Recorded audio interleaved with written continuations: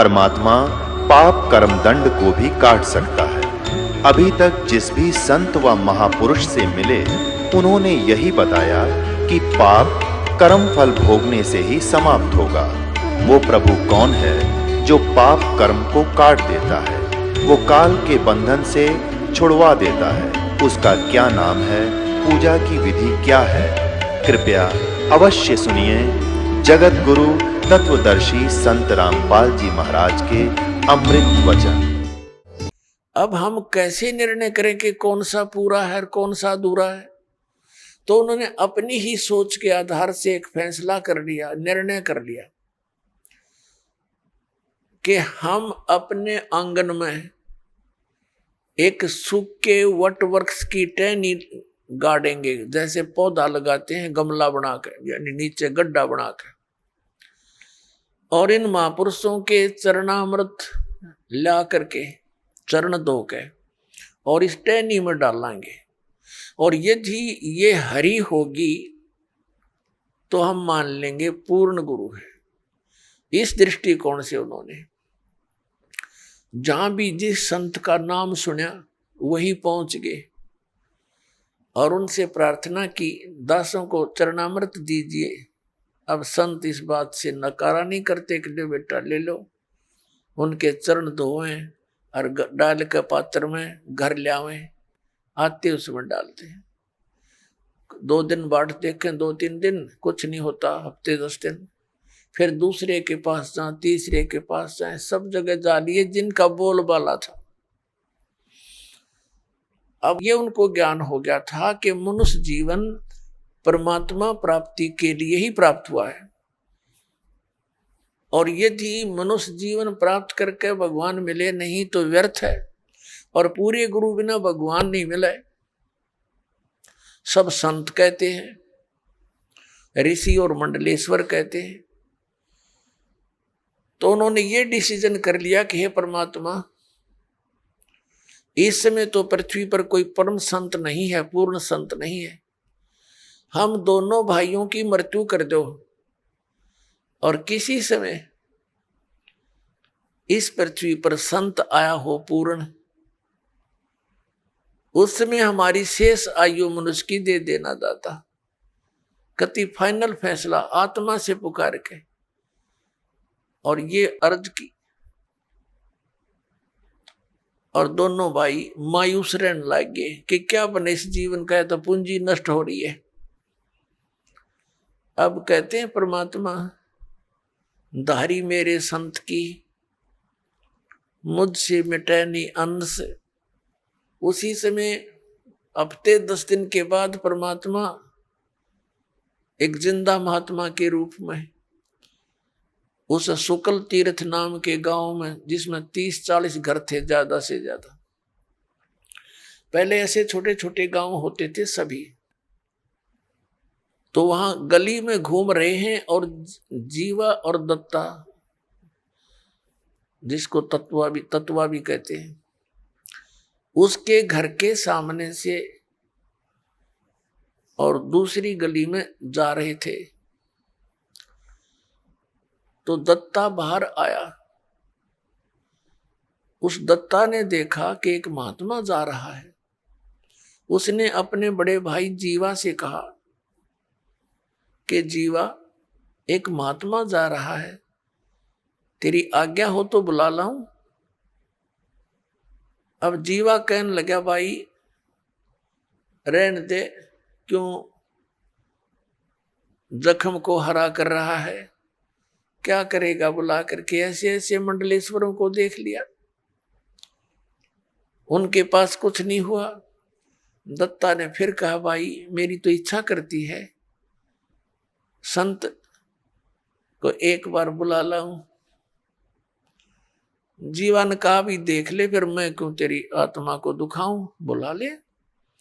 इतने में परमात्मा वापस आ गए, जैसे किसी का घर खोज रहे हो, और दत्ता पुण्यात्मा थी, चरणों में मत्था टेका, हे महाराज, आपके दास की झोपड़ी है, चरण रखना, आ जाओ यहाँ दर्शन देना, कुछ समय विश्राम करो।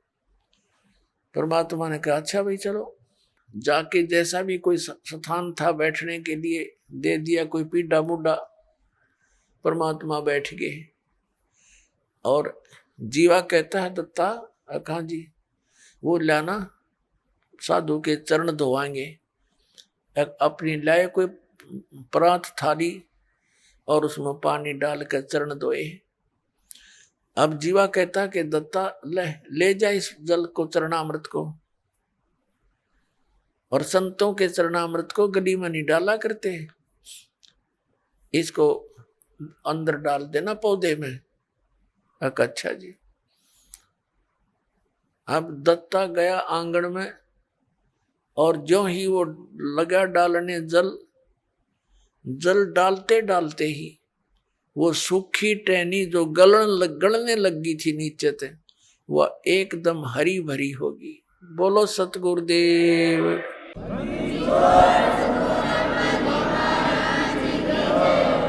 अब दत्ता ने कहा जीवा आइए एक बार दौड़ के, आइए एक बार जल्दी आना। अब जीवा गया, क्या बात है, परमात्मा आगे, ये तो मालिक आगे, भगवान आगे। देखिए एकदम हरी भरी होगी टहनी, वट वृक्ष यानी बड़की टहनी सूखी थी। दोनों भाइयों ने एक एक पैर पकड़ लिया।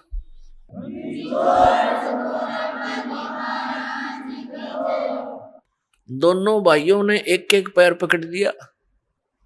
अरनु देखे मुंह की तरफ और रोए और कहने लगे भगवान हम तो कति थक चुके थे और हमने मान लिया था कि इस पृथ्वी पर कोई संत नाम की चीज नहीं। ये भगवान आप पहले क्यों ना आए दाता, हमने बहुत प्रयत्न किया, बहुत खोज करी। परमात्मा कहने लगे बेटा मैं आता जाता पहले भी तुम्हारी आत्मा से मैं खूब परिचित था, तुम्हारे हृदय की कसक से।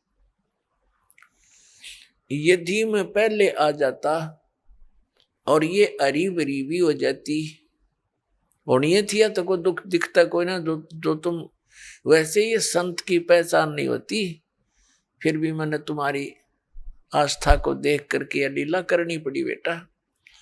यदि मैं पहले आ जाता और ये हरी भरी हो जाती, तुम उपदेश ले लेते, ठीक है, फिर तुम्हारे मन में यह धारणा और आती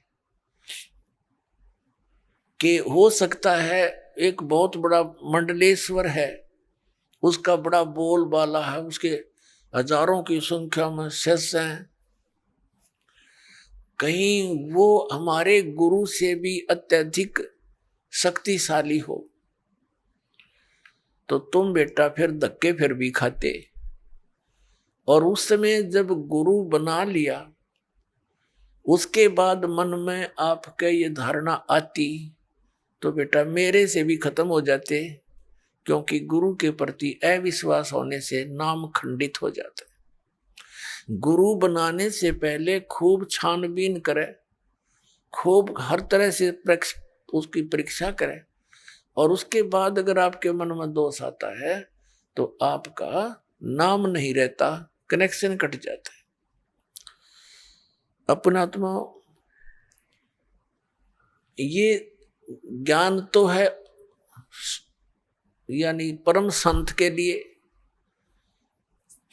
ये परम संत के ऊपर लागू हैं ये सारे नियम, और हमने ला रखे नकलियां के ऊपर। लेकिन परमात्मा कबीर जी ने कहा कि झूठे गुरु के पक्ष को तजत ना लावे वार, झूठा गुरु हो तो तुरंत त्याग दे। और सही गुरु मिलने के बाद फिर मन में आपके कोई दोष रहता है, फिर आप नाम रहित हो जाते हो। तो बेटा मैं पहले आ जाता, तुम फिर भी धक्के खाते। मैं इसलिए देर से आया हूं कि तुम्हारी सारी फड़क निकल ले और तुम इन सारे संतों ने टटोल लो पहले, नहीं तो फिर बात बिगड़ जाती। तो दोनों कहने लगे महाराज जी यह बात आपकी 100 की 100 सच्ची, 100%। क्योंकि आप तो एक सिंपल से आदमी और उनका बोलबाला हमने कति परख कर देख लिया, उनके पास ये शक्ति नहीं थी। फिर परमात्मा ने कहा, बेटा केवल यही एक उदाहरण नहीं होना चाहिए, एक संत की पहचान इस सब एक पॉइंट से नहीं होती। संत की पहचान उसके ज्ञान से होती है। अब सुनो, मैं तुम्हें ज्ञान सुनाता हूं। परमात्मा ने उनको कई दिन तक अपने द्वारा रची हुई सृष्टि का ज्ञान दिया। तो कहने का भाव ये है कि वो पौध जो सूखी टहनी लगाई थी कबीर परमेश्वर जी के चरणामृत से वह हरी भरी होगी थी, उस टहनी ने एक बहुत बड़े वट वृक्ष का रूप धारण कर लिया। अब वो पूरा मंगलेश्वर गांव भी वहां से खत्म हो गया, इधर उधर जाकर बस गए, क्योंकि वो एक टापू सा है और उस टापू को नर्मदा नदी ने अपना दोनों तरफ से, चारों तरफ से घेर रखा है। वहां नर्मदा नदी, नर्मदा दरिया दो भागों में बंटकर आगे जाकर फिर एक होकर समुद्र में गिर जाती है। तो वहां टापू बना रखा था, वो टापू था वो मंगलेश्वर गांव। तो अब वहां कोई नहीं रहा। वहां जब टापू में वो बदल गया तो बाहर आके रहने लगे। वहां अकेला वो वट वृक्ष रह गया। उस वट वृक्ष के विषय में बताया है कि लगभग 900 एकड़ में का घूम गया, फैल गया। लगभग 600 वर्ष पुराना वो वट वृक्ष आज भी विद्यमान है, जीर्ण शीर्ण हो रहा है। उसको अब लगभग 1.5, 2, 3 एकड़ में अब भी है। और वहां कबीर पंथ का एक महंत पद से ये परंपरागत वहां एक आश्रम है, उस वट वृक्ष के नीचे ही, बड़ के पेड़ के नीचे। और वो केवल महंत पदवी इसलिए रखी गई थी कि ये यादगारें, जो अद्भुत लीलाएं घटनाएं घटी हुई हैं, ये सुरक्षित रहें। इस पिछली पीढ़ी तक के कबीर परमात्मा के द्वारा की गई लीलाएं आज भी उनके अवशेष बकाया है। तो पुण्यात्मा, उस वट वृक्ष को देखने के लिए पहले हम गए बांधवगढ़। बांधवगढ़ के अंदर कुछ नहीं पाया। वहां उनका धर्मदास जी का लड़का था नारायण दास, वो परमात्मा की शरण में नहीं आया था। फिर परमेश्वर कबीर जी ने आदरणीय धर्मदास साहिब जी को अपनी कृपा से 60 साल की उम्र हो चुकी थी उनकी, धर्मदास जी की, तब एक संतान, एक पुत्र दिया था। उस पुत्र से उसका वंश चला था और उस पुत्र के साथ बड़ा बेटा हमेशा विरोध रखता था, उसके साथ जो है ना झगड़ा रखता था। उसने वहां से छोड़ दिया था बांधवगढ़। दूसरे छोटे लड़के ने कहीं और चला गया था, कुदरमाल वगैरह नाम बताया, एमपी में। तो बांधवगढ़ में वो हमारे साथ था, वो हमारा सेवक। उसने बाद में बताई दास को फिर ये बातें। तो उसने जाकर के बांधवगढ़ में जो महात्मा से दिखे थे उनसे बात करी, अलग से चर्चा की, ज्ञान गुण की बातचीत की। फिर हम वहां से चल पड़े वट वृक्ष देखने। हम वट वृक्ष पर पहुंचे तो वहां एक महंत था, अच्छी गद्दी लगा रखी, एक झूला के ऊपर बैठा वो, और 1-2 उसका सेवक उसको झुला रहा था। तो उससे उसने एकांत में बात करी। हम कहीं उधर अपने बैठे थे। उससे पूछा, जी सार नाम क्या है, सत नाम क्या है? वो कहने लगा, मुझे तो मालूम नहीं। मेरे मामा जी की दुकान थी, मेरे मामा जी रहा करता यहाँ पर महंत, उसकी मृत्यु होगी, मेरी तो लकड़ी की दुकान थी, मुझे यहाँ बैठा दिया, मुझे नहीं मालूम यहाँ क्या है। हाँ, इतना अवश्य है कि ये वट वृक्ष के विषय में वो जानता था, बाकी सार नाम के बारे में मुझे नहीं मालूम। ऐसे वह बांधवगढ़ में उन संतों से पूछा, उनने भी यही जवाब दिया, कोई कुछ बतावे, कोई कुछ ना बतावे, ये मंत्र है, ये मंत्र है। फिर हम पहुंच गए और कई स्थानों पर गए, बड़े बड़े जो कबीर पंथ के थे। तो सब जगह घूम कर हम वापस आ गए। वहां चल बच्चे देख लेंगे, परमात्मा के स्थान है, अच्छी बात है। फिर आकर के उसने बताया, कहने लगा जी ये यात्रा मेरे लिए वरदान सिद्ध होगी। मैं कहा भाई ऐसी क्या बात है, बताइए। कि मैं इतना नालायक और नीच व्यक्ति हूं। उसने अपनी सारी गलती मान ली कि मैंने ये सोचा था कि कबीर तो परमात्मा है ही है, कबीर जी तो इसमें तो कोई सकरा को नहीं, सारे प्रमाण आपने दिखाए थे। तो मेरा नो शक था कि जब कबीर जी भगवान है तो इनके पूरे मेथड से कबीर पंथ के जो साधु संत हैं वो तो गर्क पावेंगे, कति सैचुरेट पावेंगे, वो तो परिपूर्ण होंगे। मैं बोला फिर भाई क्या देखा, अगर वो, मैं बोला बेटा अगर वो परिपूर्ण होते तो दास ने डले ढोंड की क्या जरूरत थी, क्या जरूरत थी ये संघर्ष करने की।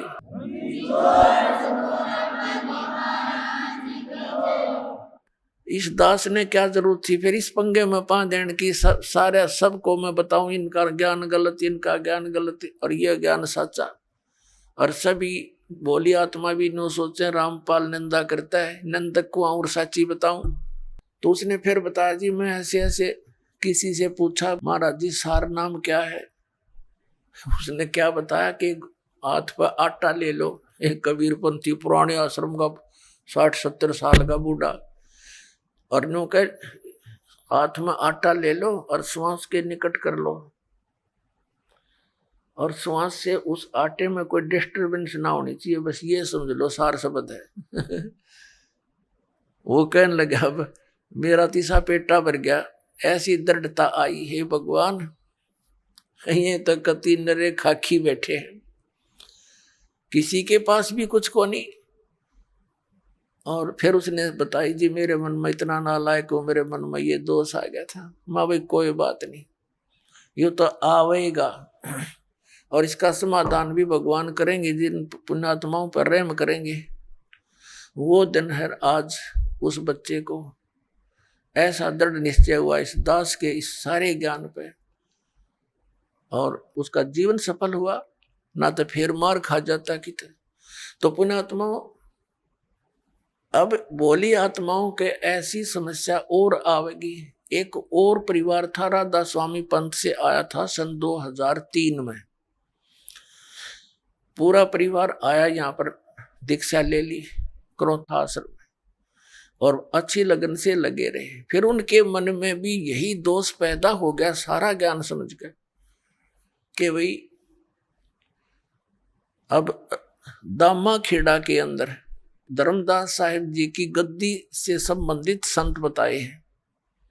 कोई सिर फिरा मिल गया उनको दामा खेड़ा के गद्दी का कोई भक्त, उसने बता दिया उनको कि पूर्ण मोक्ष चाहिए तो दामा खेड़ा गद्दी वालों से ही होगा। कबीर साहब ने उनको वरदान दे रखा है। अच्छा, उनको झाड़ा लाने का वरदान दे रखा, कनपेड़ झाड़न का। कबीर साहब ने तेनू बता रखा जो सच्चा नाम देगा उससे मोक्ष होगा, सतनाम ते वंश से नहीं नाद से होगा। यानी आज तक किसी ने देख लो नाद वाले जितने यानी वचन के से उनसे ही हमारा पंथ उजागर हुआ है, और जिसके पास सही नाम है उसी से मोक्ष होगा, किसी पीढ़ी से। उनका वह बात पक्की जचगी। रामपाल तक कल 5-4 वर्ष से लगा नाम देने, और वो तो बहुत पुराना बताया, यहाँ से छोड़कर वहां चले गए धक्के खान। उन्होंने सतनाम प्राप्त हो चुका था। सार नाम तो बालक ने कहा था भी थोड़ा सा और रोशनी हो लेने दे, फिर जल्दी दिया करेंगे, अभी तो थोड़ा खींच कर लेना है, समय बढ़ाना है। तो उनने जाकर पूछा जी हमने नाम दे दो, दामा खेड़ा पहुंच गए। वो बोले भाई ठीक है बैठो नाम देते हैं। उनने सुना दिया पूरा शब्द, अजर नाम अमर नाम पाताले सब सिंधु नाम, यही हंस का काम। वह देखे उनके मुंह की तरफ, वो कहने लगे जी वो सतनाम, तो सतनाम कौन सा होता? बोला ये है जो कुछ है, जो कुछ है बस यही है। अब वो वहां से तो खिसियानी बिल्ली होकर आ गए। उन्होंने फिर स्कीम बनाई, किसी से बताया कि वहां कबीर चौरा है काशी में, वहां परम संत पाओगे, वहां धक्के खाए। आखिर में वो भक्ति से हीन हो गए, यहां से भी गई। तो कहने का भाव ये पुण्यात्माओं, इस काल ने तो कई शिकंजे कस रखे, बहुत बंधन बांध रखे, पर अब ये सारे समाप्त करने पड़ेंगे। दास सारे समाप्त करेगा और ऐसा कर देगा इन सबको कि इनके पास खक नहीं, सबके जोड़े खाली करके दिखा दूंगा। अब देखो,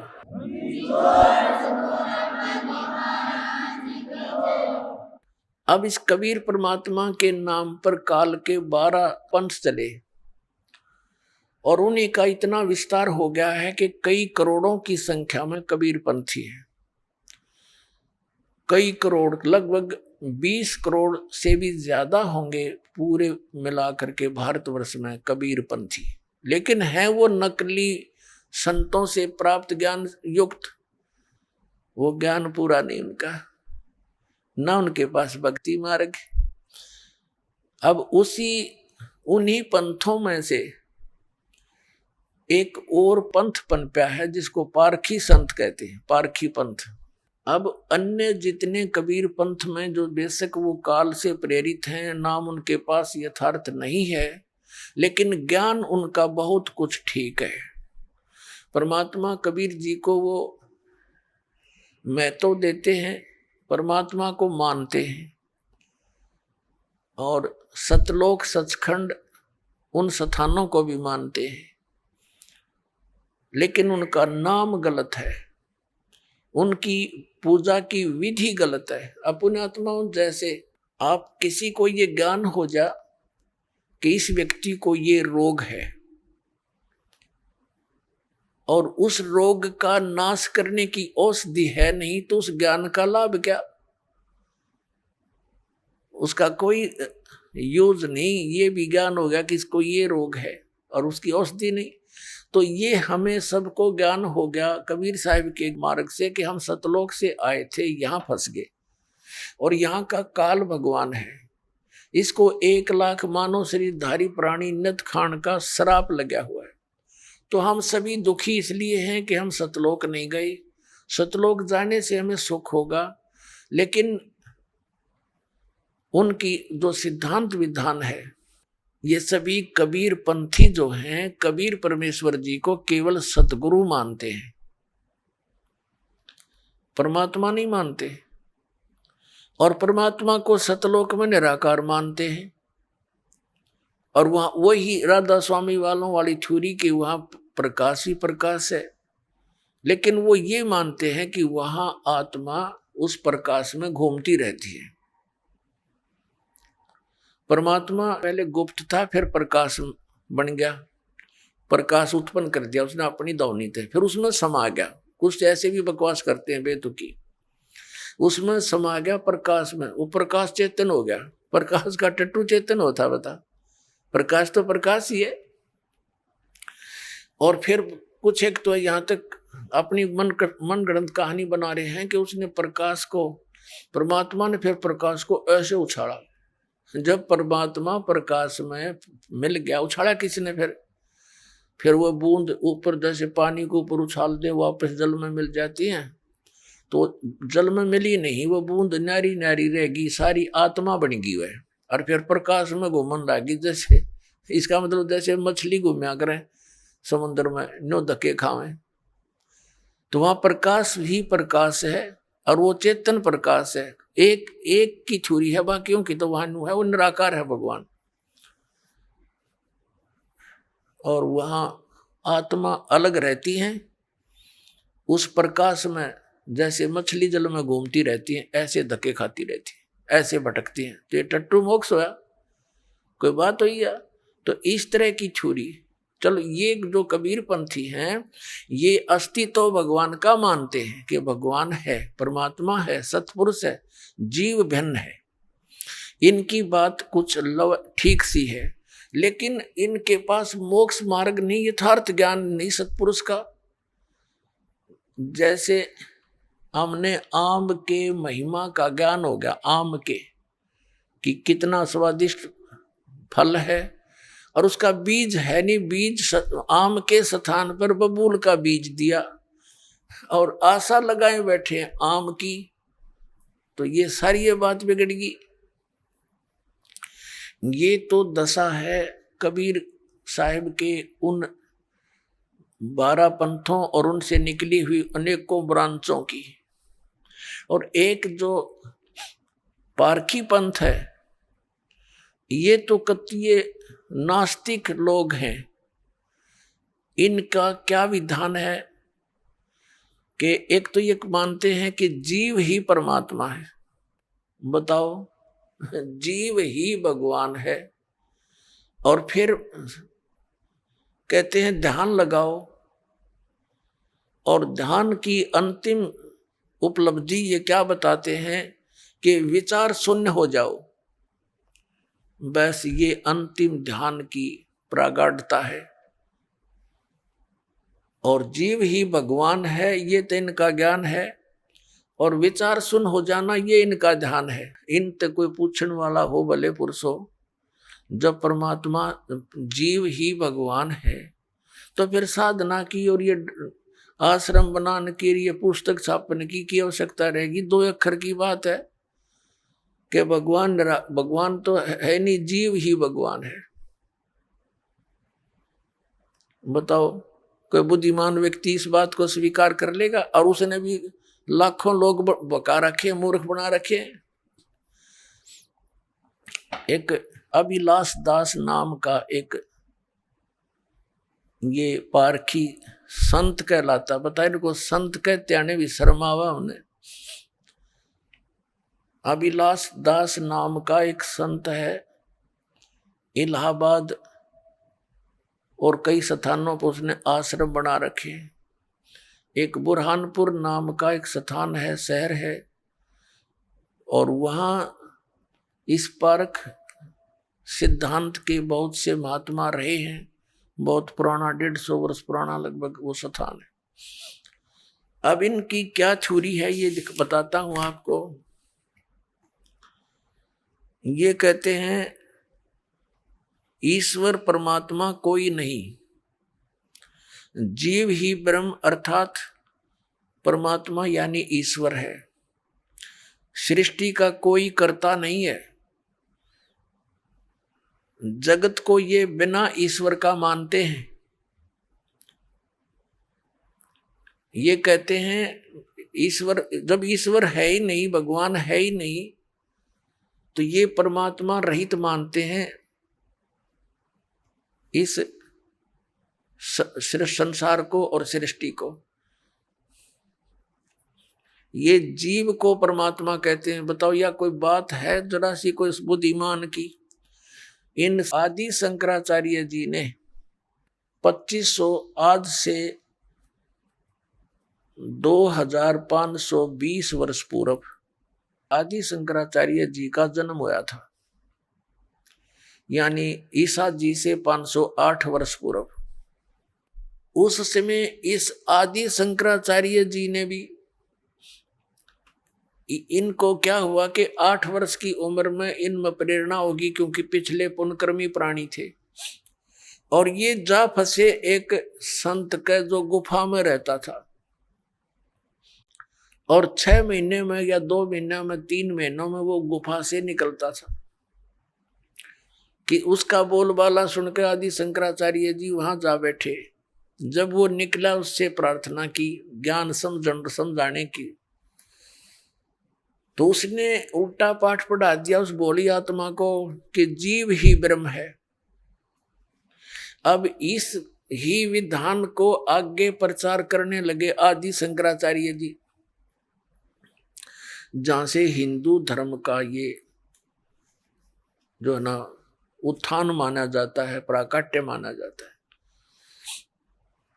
तो उस समय ये सब जगह जाकर कहने लगे, उस अपने गुरुजी के विधान को बताने लगे। तो उस समय भी इतने बुद्धिमान व्यक्ति थे, उन्होंने कहा कि हे महात्मा जी, जब जीव ही ब्रह्म है तो फिर हमने करना क्या रह गया? हम आप भगवान है, फिर क्यों दर दर आप अपना प्रचार करते फिर रहे हो? आप भी भगवान और हम भी भगवान, फिर हमारा करना क्या रह गया? फिर अब ये बात उस आदि शंकराचार्य के भी समझ में आ गई। भाई बात तो यह भी ठीक है, ये बात तो जची नहीं, क्योंकि फिर गुरुजी उनके जीवित थे। अब उस विधान को साथ लेकर चलना गुरु परंपरा थी उसकी, लेकिन उन्होंने अपनी सूझबूझ से फिर कहा कि तुम श्री कृष्ण की, श्री विष्णु जी की और श्री शंकर भगवान की पूजा करा करो। या दया परमात्मा की थी। यदि वो बात स्वीकार हो जाती हमारे पूर्वजों द्वारा तो आज कोई राम नाम लेनिया नहीं पाओ, सारे नास्तिक हो जाते। अब यही बीज ईब बो रहा है ये अभिलाष दास नाम का एक कबीर पंथी कवाव है। कबीर पंथी कवाव है और कबीर साहब के विपरीत सारा ज्ञान बताओ, तो ये काल का पक्का दूत है। अपने आत्मा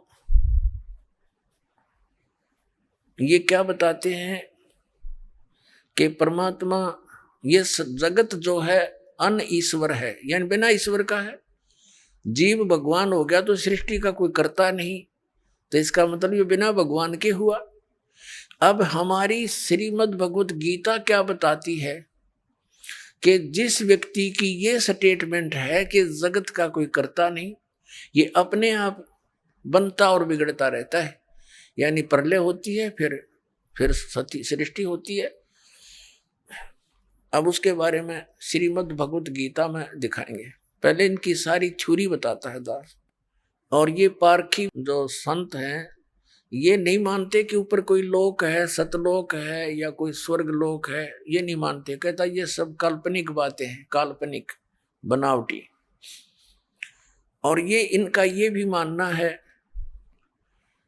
जैसे कोई प्रश्न करता है क्या परमात्मा भक्तों पर दया करता है, दुष्टों को हानि करता है? वो कहता है कि जो भगवान है ही नहीं और परमात्मा किसी पर ना रहम करता है ना कोई दुख देता है, वो कुछ नहीं करता, परमात्मा है ही नहीं। ये चातुर प्राणी की बातें होती हैं। जो चातुर प्राणी है, चातुर प्राणी चोर हैं और मूड बुगद हैं ठोठ, ये संतों के निकाम की इनके देगल जोट। अब ऐसे व्यक्तियों के पास भी जन समूह बैठा है।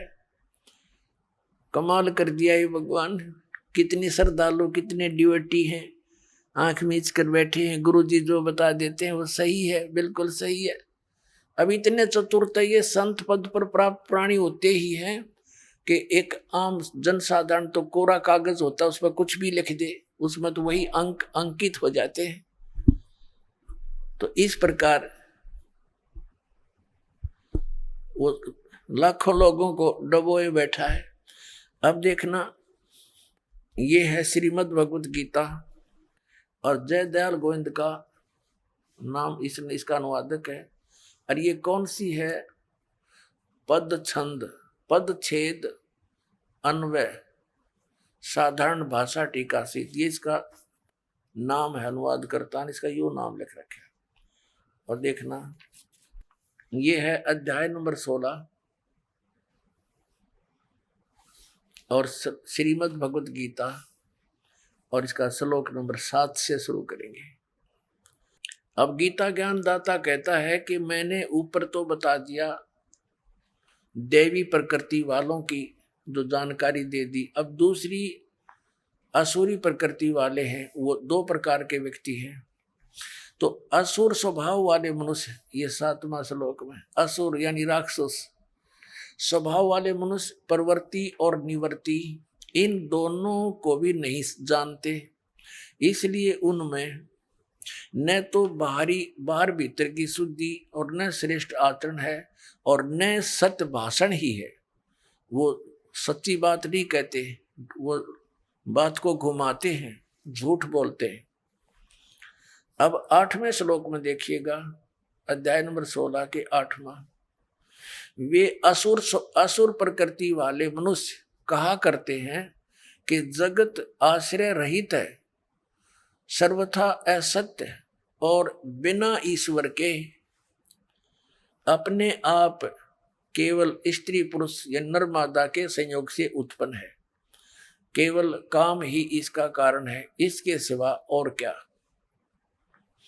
9वें में कहा कि इस मिथ्या ज्ञान को अवलंबन करके जिनका स्वभाव नष्ट हो गया है और जिनकी बुद्धि मंद है, वे यानी जड़मती, वे सबका अपकार करने वाले कुकर्मी उग्र कर्मणा माने निकम्मे, ये बकवाद करने वाले कुकर्मी मनुष्य जगत के नाश के लिए ही समर्थ होते हैं, प्रगट होते हैं। इसका अर्थ ये अपने आत्मा इस पवित्र श्रीमद् भगवद गीता ने यह स्पष्ट कर दिया कि वो राक्षस स्वभाव, असुर स्वभाव के व्यक्ति होते हैं जो ये कहते हैं कि कोई भगवान नहीं, यानी सृष्टि अन ईश्वर है, ये जगत अन ईश्वर है, इसका कोई भगवान नहीं। अब ये जो कबीर पंथी कहलाता है, वैसे तो इसको कबीर पंथी कहते हुए दास को तो शर्म आती है, लेकिन इनके ज्ञान को सार्वजनिक किए बिना जनता को समझ में नहीं आवे कि ये कितना मिथ्या ज्ञान प्रचार करे। इस अभिलाष दास जी ने एक गीता सार लिखा है। इससे कोई पूछता है, जैसे इसके भक्त काफी यहाँ आए थे, हमसे मिलते रहते थे, उनसे वार्ता होती रहती है, तो वो क्या बताते हैं कि वो अभिलाष दास जी ने बड़े कई सैकड़ों पुस्तक बना रखी है और एक गीता सार भी बना रखा है। वो गीता सार पढ़ा दास ने। ये चातुर प्राणी होते हैं जो इनके इस अज्ञान विधान में उल्टे सुलटे करके जो समर्थन इनको महसूस होता है, उनको तो ये ले लेते हैं अपने प्रमाण में और बाकी श्लोक छोड़ देते हैं। श्रीमद् भगवद गीता में 700 श्लोक हैं और इस बड़े पुरुष ने अपने अनुसार जो इसको चाहिए थे, जो इसके अनुकूल थे, वो सेलेक्ट कर लिए, बाकी छोड़ दिए। फिर ये ऐसे व्यक्ति, अज्ञानी पुरुष क्या कहा करते हैं कि ये गीता में मिलावट है और सही सार निकाल कर हमने दे दिया गीता सार, ये सही गीता है। दिखाऊं आपको, इनके देखिएगा, ये है पुस्तक गीता सार, अभिलाष दास इसके अनुवाद। आगे पूरा डिटेल दिखाएंगे यहां से।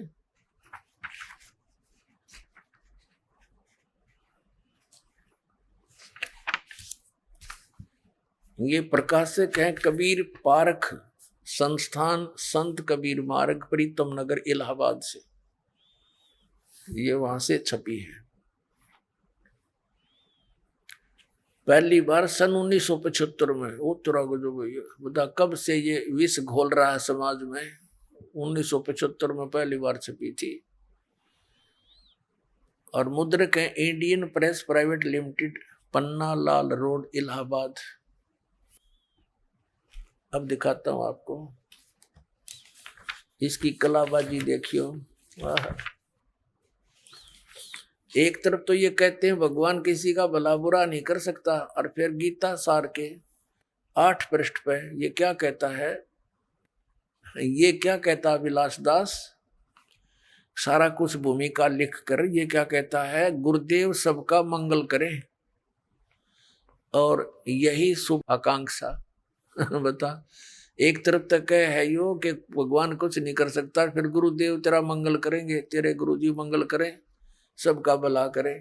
है इनकी दोगली बातें, कहीं सिर पैर नहीं पाओगे। अभी तो सटाट है इसकी कलाबाजी दिखाता हूं। ये देखिएगा, अध्याय नंबर 16 का इसने अनुवाद किया है अपनी इस गीता सार में। अध्याय 16 और ये गीता सार, इसने 1 से लेकर ये 6वां श्लोक है, ये 6वां श्लोक है। इसमें वही इसने क्या किया है, इसकी देखो कितनी कलाबाजी है। यहां से दिखानी पड़ेगी थोड़ी।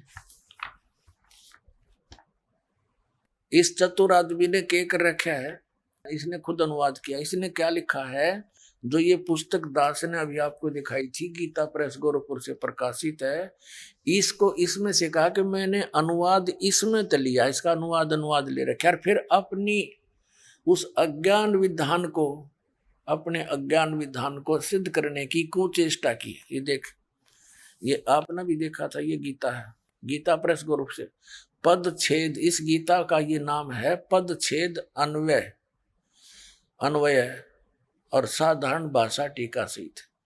अब ये देखो, ये गीता सार, इस गीता सार की भूमिका में इसने क्या लिखा है कि गीता प्रेस की अन्वय पद छेद वाली गुटका गीता अर्थ समझने में सहायक हुई है। यानी इसने इससे अर्थ लिए हैं, सहायक हुई है। प्रत्यक्ष और अप्रत्यक्ष में जिनकी रचनाओं के सहयोग से मेरा ये कार्य पूर्ण हुआ है, उनके प्रति मैं हृदय से कृतज्ञ हूँ। यानी इस पुस्तक से इसने अनुवाद लिए हैं और अपनी अज्ञान सोच को, उस विधान को सिद्ध करने की कुचेष्टा की है। अब हम आते हैं इसके द्वारा अनुवादित 16वें अध्याय के और 17वें श्लोक में। ये गीता सार है, ये गीता सार और पृष्ठ 203 पे। अब 7वां श्लोक इसने कैसे किया है? असुरी स्वभाव वाले ये नहीं जानते कि क्या करना चाहिए और क्या नहीं करना चाहिए। उनमें न पवित्रता होती है और न उत्तम आचरण होते हैं और न तो उनमें सत्य ही होता। सत्य नहीं, सत्य भाषण। और इसमें सत्य भाषण लिखा है स्पष्ट। अब आगे देखो, आसुरी स्वभाव वाले यह नहीं जानते कि किस कार्य को में प्रवृत्त होने से भलाई है और किस कार्य से निवृत्त होना चाहिए, अथवा कर्म मार्ग क्या है तथा त्याग मार्ग क्या है। वे कर्तव्य अकर्तव्य बुद्धि से हीन होते हैं। ठीक है, यह लिखा नीचे इसी में, उनमें सत्यता की बहुत कमी होती है। असुर स्वभाव के लोग होते, उनमें सत्यता की यानी सच्चाई नहीं होती, उसकी बहुत कमी होती है। 204 पृष्ठ पे गीता सार। वे कहते हैं कि ये जगत मिथ्या तथा आधार रहित है, इसका कोई ईश्वर नहीं है, ये अपने आप पैदा हुआ है, यह केवल भोगों के भोगने के लिए है, इसके अतिरिक्त और क्या है। अब देखो, इसने फिर आगे, अब ये तो अनुवाद न्यू का न्यू ले लिया गीता प्रेस वालों का। अब इसने ये बकवाद शुरू की अपनी तरफ से।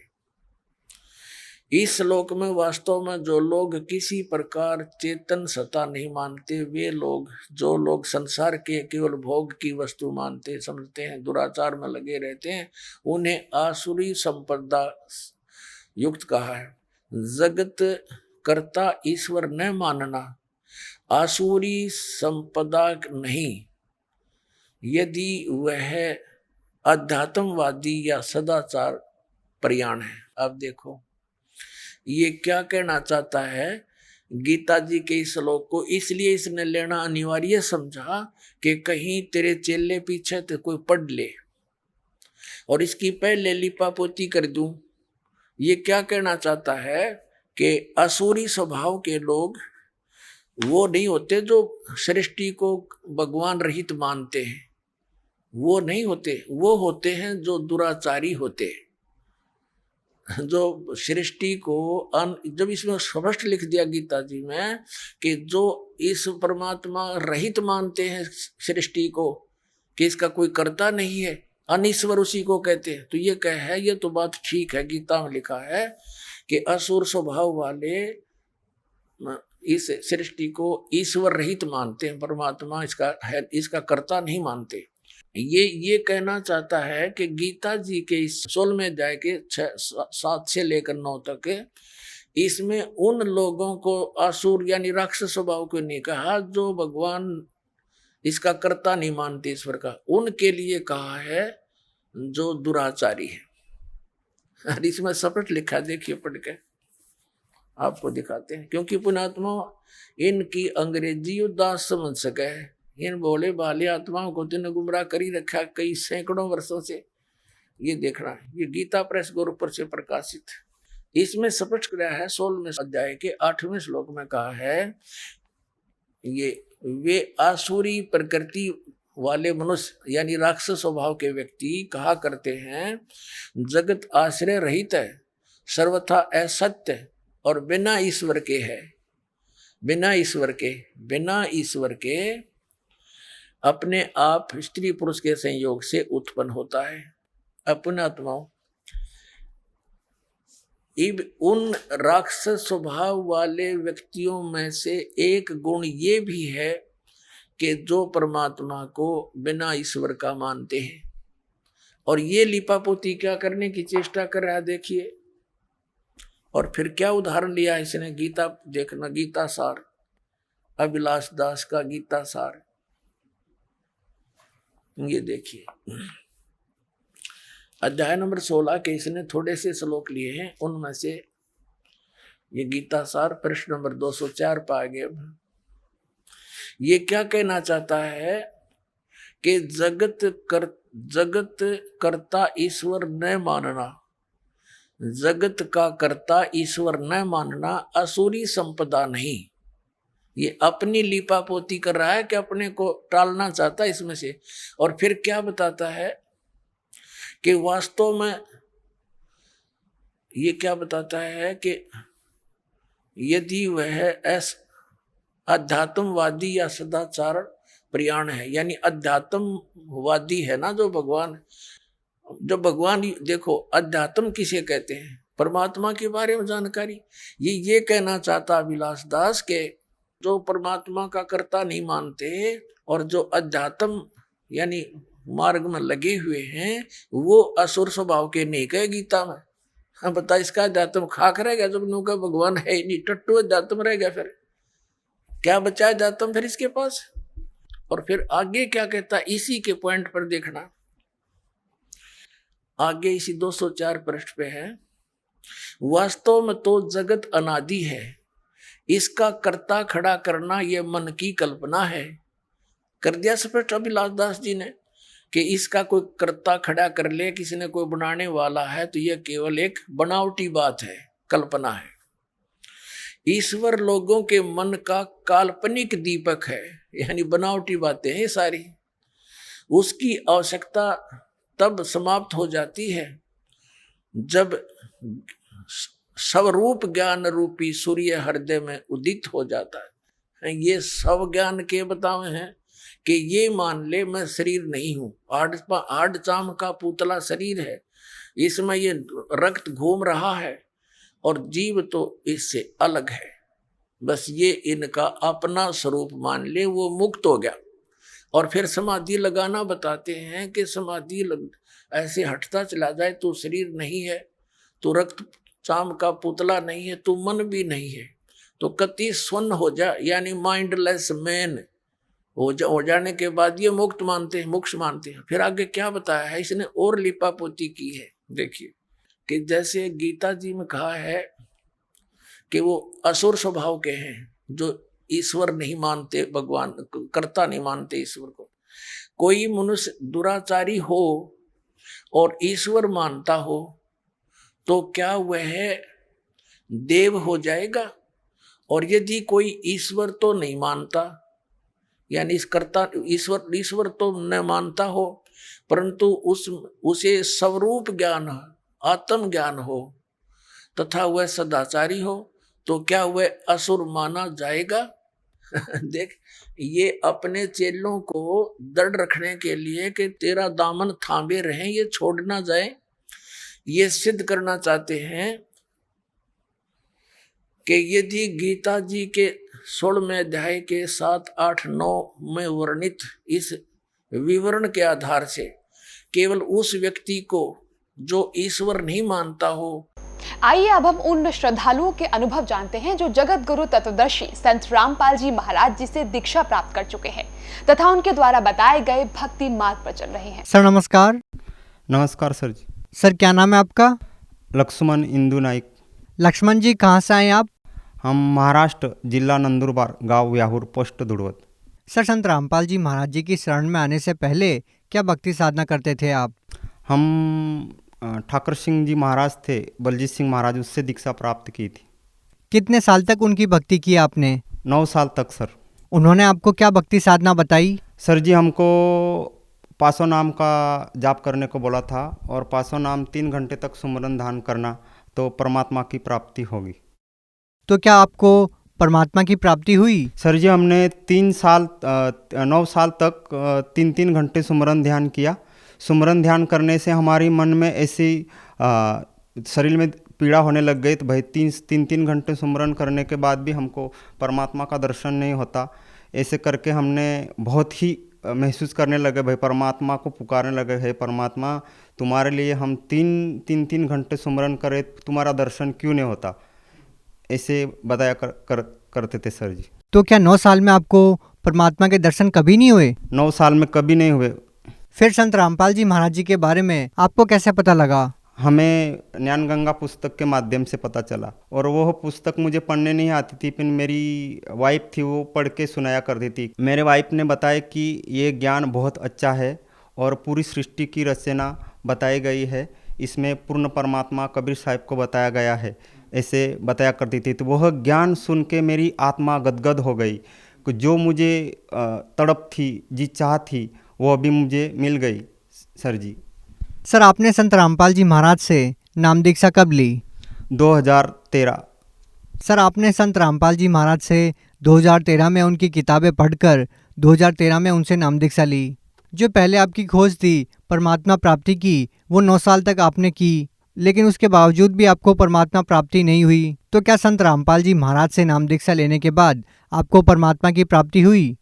संत रामपाल जी महाराज के शरण में आने से पहले कि मैं जाके भी नाम दीक्षा नहीं लिया। संत रामपाल जी महाराज के शरण सतलोक आश्रम जाकर मैंने एक दिन सत्संग सुना तो संत रामपाल जी महाराज ने राधा स्वामी पंथ का सत्संग बताया करते थे। जिस पंथ में जुड़े थे उस पंथ का पूरा भेद बताया संत रामपाल जी महाराज ने। शिव दयाल जी का कोई गुरु नहीं था, यही प्रश्न बताया तो हमारे पाँव तय की ज़मीन खिसक गई सर जी, क्योंकि इनका नहीं गुरु है और गुरु बिना तो मोक्ष नहीं हो सकता, तो इनका ही नहीं मोक्ष हुआ तो हमारा कैसे मोक्ष होगा? फिर ये बात भी सुनकर हमें इतना महसूस नहीं हुआ कि मैं नाम दीक्षा ले लूँ। फिर दूसरे दिन सर जी, गुरु जी संत रामपाल जी महाराज ने सृष्टि रचना सत्संग सुनाया। सृष्टि रचना सत्संग सुन के उसमें अनामी पुरुष का नाम बताया, तो मुझे ऐसा राधा स्वामी पंथ में ऐसा बताया जाया करता था कि अनामी पुरुष सबसे बड़ा भगवान है, पर सबसे बड़ा भगवान अपने ऐसा लगता था कि अनामी पुरुष उसका भेद स्वयं ही बता सकता है। ऐसे हमने ऐसा ठान लिया कि आज संत रामपाल जी महाराज के पास ही कोई साधारण व्यक्ति नहीं है, संत रामपाल जी महाराज स्वयं सतलोक से आए हुए और अनामी पुरुष ही अपना भेद बता सकते। यही करके हमने नाम दीक्षा ले ली सर जी। सर, आपने संत रामपाल जी महाराज से नाम दीक्षा ली, उनके ज्ञान को अच्छे से समझा, तो क्या संत रामपाल जी महाराज से नाम दीक्षा लेने के बाद आपको कोई लाभ भी मिला? सर जी, मैं संत रामपाल जी महाराज के शरण में आने से पहले मेरी 30 रुपये रोज से मजदूरी किया करता था। सर जी, मैं सतलोक आश्रम पहुँचने की मेरी हैसियत भी नहीं थी कि मैं सतलोक आश्रम पहुँच सकूँ क्योंकि मैं 30 रुपये रोज में घर परिवार भी चलाना और बच्चों की देखभाल भी करना तो मेरी बस की बात नहीं थी। तो संत रामपाल जी महाराज के शिष्य ने ऐसा बताया कि भाई तुझे सतलोक आश्रम चलना है? हाँ जी, तो ऐसा करो, किराया मैं भर देता हूँ, तुम सिर्फ आने के लिए तैयारी करो। तो मैंने बहुत खुश होकर बताया कि ठीक है जी, मैं आऊँगा। संत रामपाल जी महाराज के शरण में आने से मुझे इतना ऐसा महसूस हुआ कि मैं कुछ बिजनेस खुद का करूँ, ऐसे लगा मुझे। तो मैंने साग भाजी का पहले धंधा शुरू किया, उसके बाद में मेरे पास पैसे आए 5-7 हज़ार। 5-7 हज़ार में से ही मुझे ऐसा लगा कि मैं कुछ कपड़े का व्यवसाय करूँ। तो सूरत सिटी में जाके मैंने 7 हज़ार का माल लाया था सर जी। वह 7 हज़ार से कपड़े से मैंने थोड़ा धीरे धीरे के बड़ा कर आज तक मैंने संत रामपाल जी महाराज की दया से आज मेरी कपड़े की दुकान खुद की है सर जी, और वह दुकान का नाम सत साहेब रेडीमेड निजर में है सर जी। सर जी, मैं आज की दिन में संत रामपाल जी महाराज के शरण में आने से आज मैं रोज़ के 5 या 10 हज़ार कमाता हूँ संत रामपाल जी महाराज की दया से। सर, ये बहुत ही अद्भुत लाभ आपने बताया, जहाँ पे आपकी आमदनी 30 रुपये प्रतिदिन थी, लेकिन आज आप 5 से 10 हज़ार रुपये अपने कपड़े के व्यापार से कमा रहे हैं। सर, ये तो बहुत ही अद्भुत बात बताई आपने। सर जी, क्योंकि यह संत रामपाल जी महाराज की बहुत ही असीम दया है कि जगत के संत ऐसे कहा करते थे कि चमत्कार को ही नमस्कार करना चाहिए। ये चमत्कार नहीं तो क्या है सर जी? सर जी, मुझे कोरोना हो गया था। कोरोना 15% ऑक्सीजन हो गया था और ऑक्सीजन होने के बाद मेरा बहुत गला दब रहा था, जैसे मुझे कोई दबा रहा गला ऐसा लगने लगा। तो मैंने कुछ भी ऐसा विचार नहीं किया, संत रामपाल जी महाराज के शरण में प्रार्थना लगाई और सतलोक आश्रम को कॉल किया। कॉल करने के बाद संत रामपाल जी महाराज का आदेश आया कि बेटा तू ठीक हो जाएगा, ठीक हो जाए, वैसा शब्द मैंने सुना। तो शब्द सुनते ही मेरा जो शरीर में जो छाती में दुखना था वो बंद हो गया। और इसी के लिए मैंने आपको प्रूफ दिखा रहा हूँ, ये कोरोना पॉजिटिव की रिपोर्ट है मेरे पास। और आज परमात्मा की, संत रामपाल जी महाराज की दया से मैं सही सलामत हूँ, क्योंकि मैं संत रामपाल जी महाराज शास्त्र अनुकूल भक्ति करते हैं। वह बात को वेद में भी प्रमाण किया गया है। यजुर्वेद के अध्याय 8 श्लोक 13 में भी कहा गया है कि साधक के कितने भी महाकष्ट हो गए, कष्ट को काट के परमात्मा सुख दे सकते हैं। सर जी, मेरा एक्सीडेंट हो गया था, भैंस ने मुझे मोटरसाइकिल से मार दिया, तो मेरा पैर पूरा पक गया था और पूरा सुजाव हो गया था। सुजाव होने के बाद में मेरा पैर पूरा पक के 15-20 दिन में जैसा फूटा, तो उसमें से मवाद 2 किलो के आसपास निकला। और डॉक्टर के पास गया तो डॉक्टर ने ऐसा बताया, भाई कि तेरा पैर काटना पड़ेगा। सर जी, आपको जैसा लगे वैसा करो, सिर्फ मैं ठीक होना चाहिए, ऐसे करके मैंने बताया। तो डॉक्टर ने ऐसा बताया कि आप ये तुम्हारा पैर को रोज़ का ड्रेसिंग करने का, वैसा करने का बोल रहे थे। तो उसके बाद में 8-10 दिन वैसे जितने मेरे पास पैसे थे उतने निकाल लिए। पैसे मेरे पास ख़त्म हो गए सर जी। तब डॉक्टर ने ऐसा बताया, भाई कि तेरा ऑपरेशन करना पड़ेगा, तब तेरा पैर ठीक होगा। तो मैंने डॉक्टर को स्पष्ट मना कर दिया कि सर जी, मेरे पास अभी पैसे नहीं है, मैं कुछ इलाज कर नहीं सकता। कि संत रामपाल जी महाराज के सत्संग में सुना करता था। संत रामपाल जी महाराज बताया करते थे कि सत्संगों में राम नाम की औषधि खरी नीति से खाए, अंग पीड़ा रोग महारोग मिट जाए। तो भाई संत रामपाल जी महाराज ऐसे बताया करते, भाई तो ये नाम में इतनी शक्ति है, तो ये नाम की भक्ति करने से कोई ठीक हो सकता है। तो मैंने वह नाम इतना सुमरन करने लगा है सर जी कि मेरा पैर बिना दवा गोई खाने से, बिना ऑपरेशन करने से मेरा पैर ठीक हो गया है। सर, आप भगत समाज को क्या संदेश देना चाहते हैं?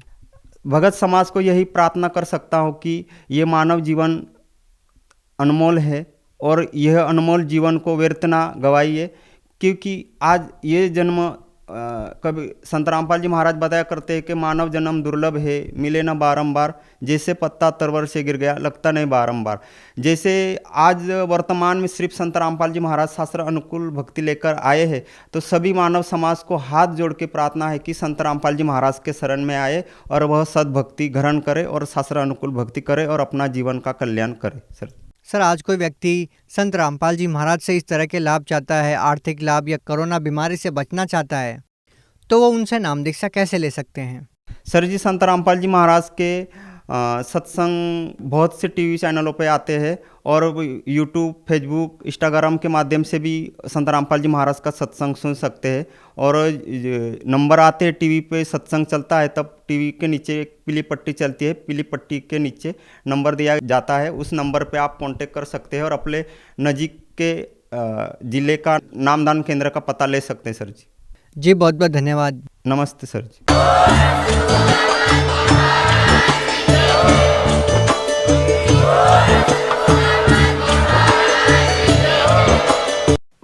आप सुन रहे थे जगत गुरु तत्वदर्शी संत रामपाल जी महाराज के मंगल प्रवचन। अधिक जानकारी के लिए संपर्क करें।